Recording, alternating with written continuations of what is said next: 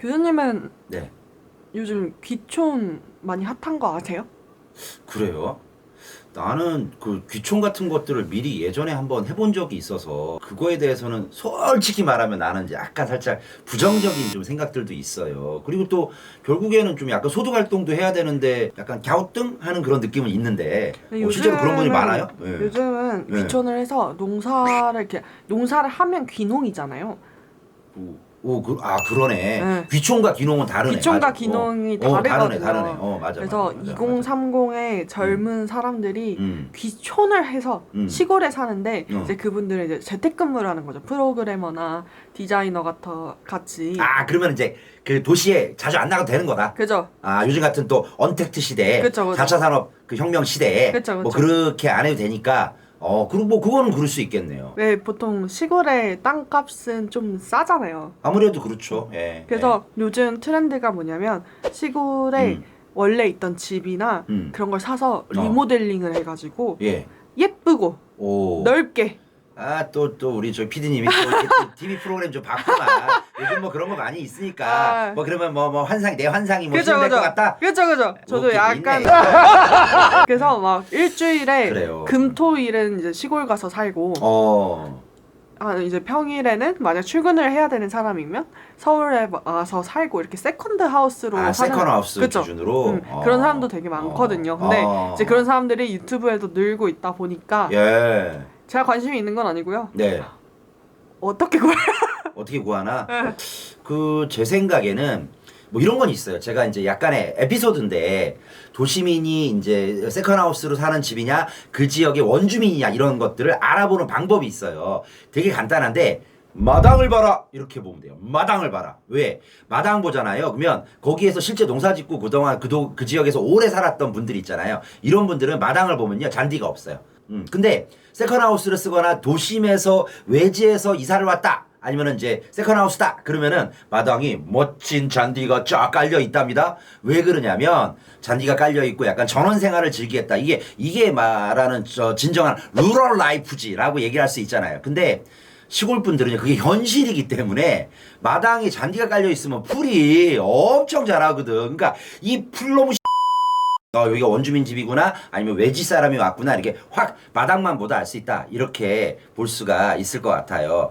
그런데 이제 이런 귀촌을 구할 때 주의점을 좀 약간 살짝 우리가 이제 환상은 갖고 있어요. 멋진 들녘에서 저 푸른 초원 위에 그림 같은 집을 짓고 막 이렇게 이런 것들이 있는데 이런 것들을 구하실 때 약간은 좀 주의점이 있는데 실제로 내가 생활하는 데 있어서 어쩌면 일 보고 왔다 갔다 할 때 차 대신 대중교통을 이용해야 되는 경우도 굉장히 많아요. 그러면 하다못해 안 되면 전철이 안 되면은 앞에 버스 정류장이라도 좀 가까워야 되는데 버스 정류장 타러 가려면 1시간 걸어가야 된다든가 이런 거는 상당히 금물이다. 또 하나 이번에 작년 12월 16일 날 발표된 뭐 우리나라 국토 전체를 어떻게 개발하고 하는 5차 국토종합계획이라는 게 있는데 거기 보니까 나라에서도 이제는 어떻게 하냐면 어떤 이제 도시 소멸 지수라고 해서 우리 어떤 편이 있습니다. 우리 황트리비아에 도시 소멸 지수 있어요. 조회수 되게 많아요. 그래서 거기에 가보면 굉장히 빠르게 인구가 없어지고 사람이 한 사람도 안 살게 되는 그런 순간이 오는 지역들이 있다. 아파트 같은 비슷하게 해서 높은 층으로 건설을 해서 사람들이 많이 살 수 있는 주거 공간을 만들면 중심지에 모여 사세요. 대신 뭐 농사 짓거나 뭐 어떤 그런 것들 소득 활동 하시는 거는 뭐 잠깐 거기서 계시다가 조금만 차 타고 가시면 되는 거 아닙니까? 이런 식으로도 많이 변모를 하고 있어서 너무 먼 곳은 금물이다. 꼭 말씀을 드리고 시골에서 또 아니면 귀촌을 하실 때요. 너무 좀 럭셔리하게 내가 도시에서 누리지 못한 모든 것들을 다 해보겠다라고 생각하시면서 집을 너무 크게 뭔가 사거나 짓는 경우에는 절대 금물인 게 관리하기 굉장히 힘들어요. 예를 들어서 1층에 뭐 한 30평, 2층에 뭐 20평 해가지고 50평, 60평 넘어가면 기본적으로 관리하는 비용도 상당히 많이 들고 처치곤란일 가능성도 많고 안 쓰는 공간이 늘어나요. 그러면 역시 그것도 스트레스로 작용할 수도 있어서 들어왔을 때 내가 후회하고 다시 도심으로 되돌아가는 사람들도 굉장히 많거든요. 그러면 이런 것들이 있을지도 모르니까 약간의 중간적인 어떤 타협의 어떤 그런 코드가 하나 있는데 제일 먼저 집을 사서 먼저 거주를 하지 마시고요. 월세부터 한번 살아보세요.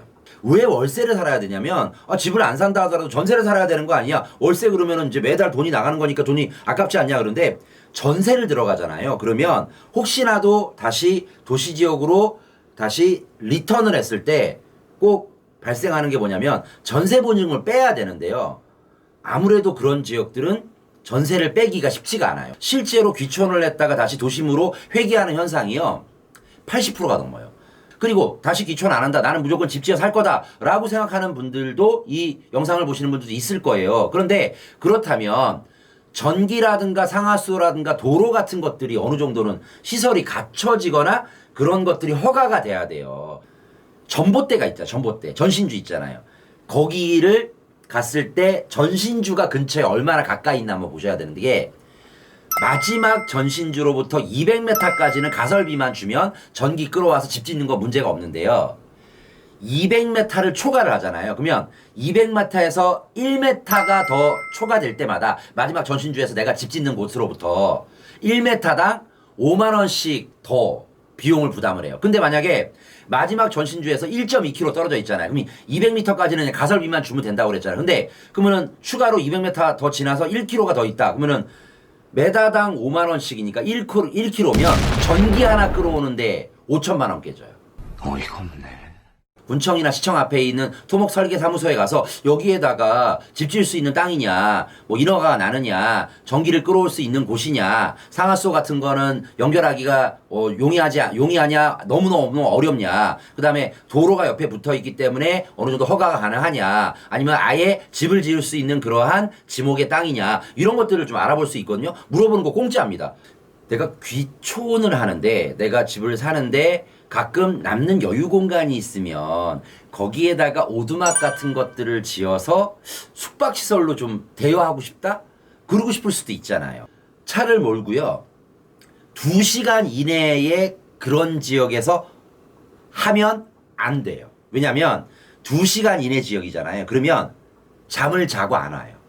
당일치기를 하는 거야. 2시간 이내 지역이라면.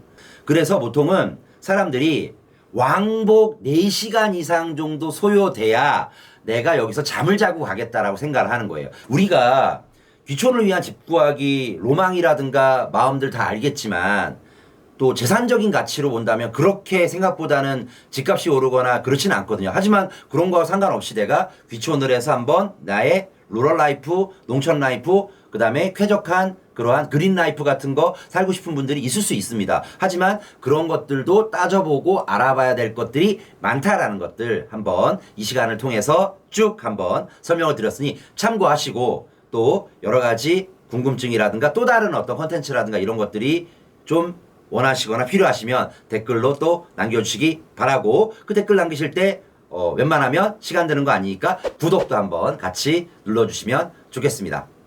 자, 지금까지 귀촌을 위한 집 구하기 알아봤는데요. 컨텐츠 잘 보시고 좋은 도움이 되었으면 좋겠습니다. 지금까지 황태리였습니다. 감사합니다.